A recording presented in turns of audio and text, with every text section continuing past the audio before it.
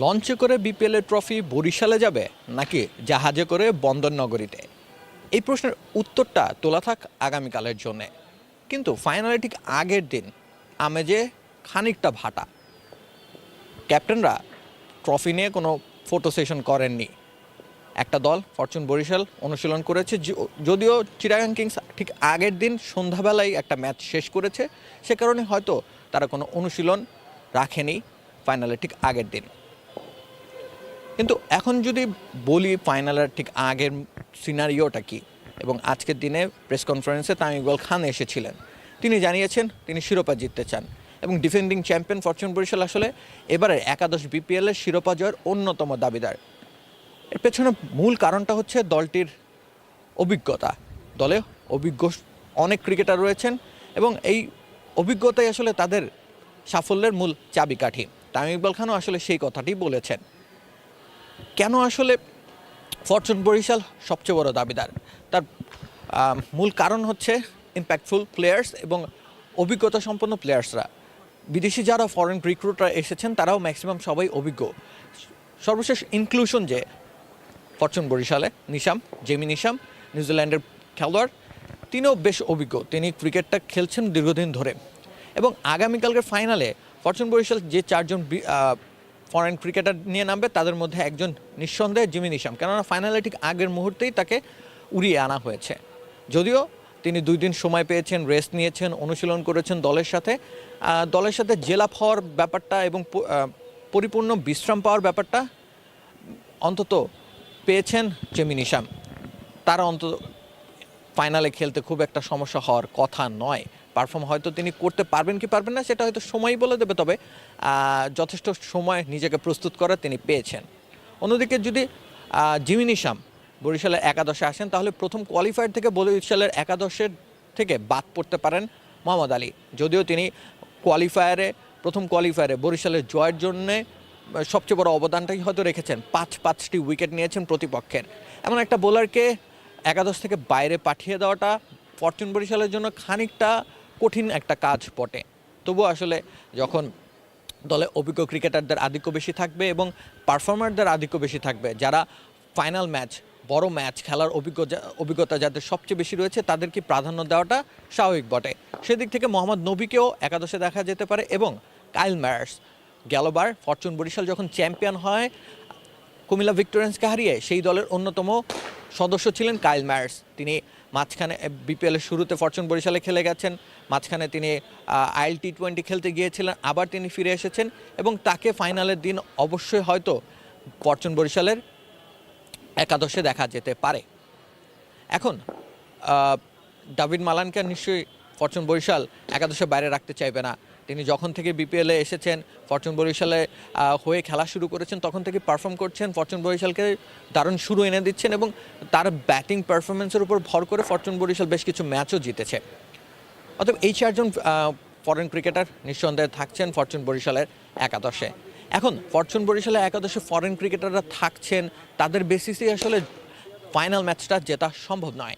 Perform করতে হবে দেশীয়দের মধ্যে তাওহিদ হৃদয় রানে ফিরেছেন, সেটা স্বস্তির, সেটা বাংলাদেশ দলের জন্য স্বস্তির, সেটা ফরচুন বরিশালের জন্য স্বস্তির। বেশ একটা লম্বা সময় বিপিএলের শুরুর দিকে থেকে হয়তো টুকটাক রান করেছেন, কিন্তু বড় ইনিংস তাওহিদ হৃদয় খেলতে পারেননি। সে অভাবটা ঘুচিয়েছেন তিনি প্রথম কোয়ালিফায়ারে এই চিটাগাং কিংসের এগেনস্টেই।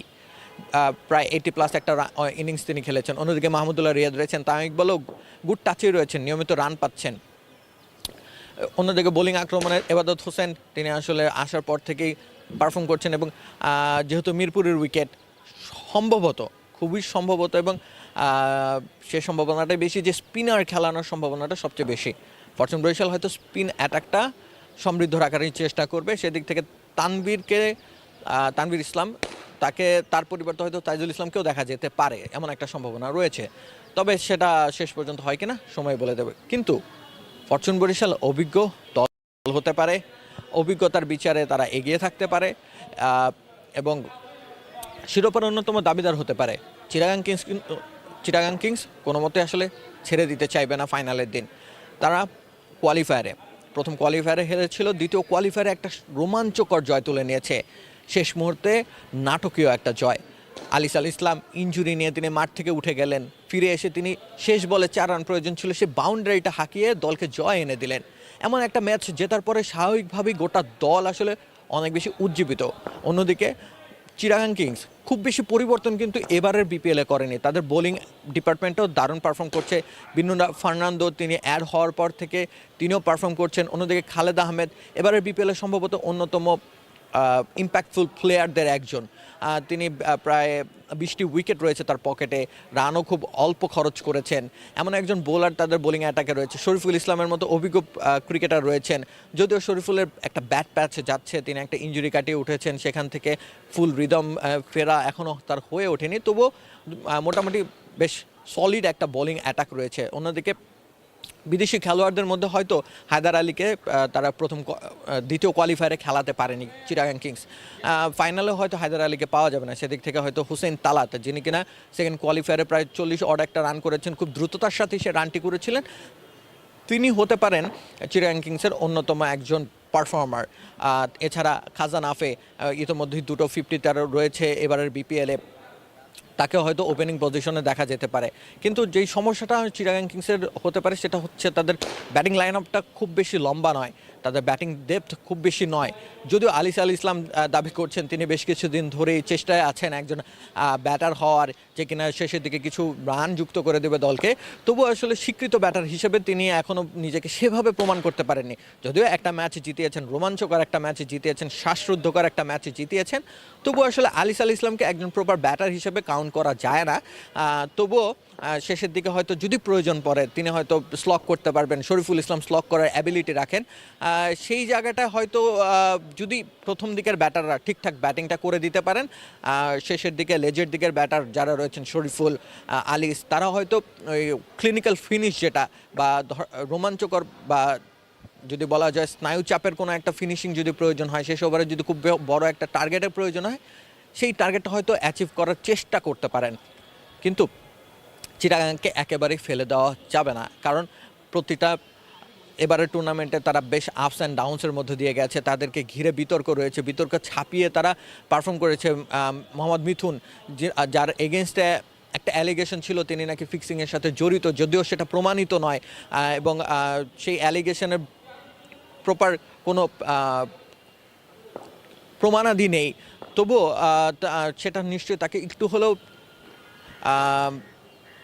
তার মনোবলে আঘাত করেছে, হয়তো একটু তার মনোযোগে ঘাটতিও ঘটিয়েছে, তবুও তিনি দলটাকে বেশ গুছিয়ে রেখেছেন, দলটা একটা ইউনিট হিসেবে পারফর্ম করছে। অতএব যদি ফাইনালে ফরচুন বরিশালকে হারাতে হয়, ডিফেন্ডিং চ্যাম্পিয়নকে, একটা হেভিওয়েট দল বলা চলে ফরচুন বরিশালকে, এমন একটা দলকে হারাতে হয়, তবে অবশ্যই চিটাগাং কিংসকে অ্যাজ আ ইউনিট পারফর্ম করতে হবে। অ্যাজ আ ইউনিট তারা ফাইনালের দিন পারফর্ম করে হয়তো শিরোপাটা নিজেদের দখলে নিতে চাইবে। তেমনটি ঘটে কিনা সেটা দেখার জন্য আমাদের অপেক্ষা করতে হচ্ছে আগামীকাল পর্যন্ত। সে পর্যন্ত সবাই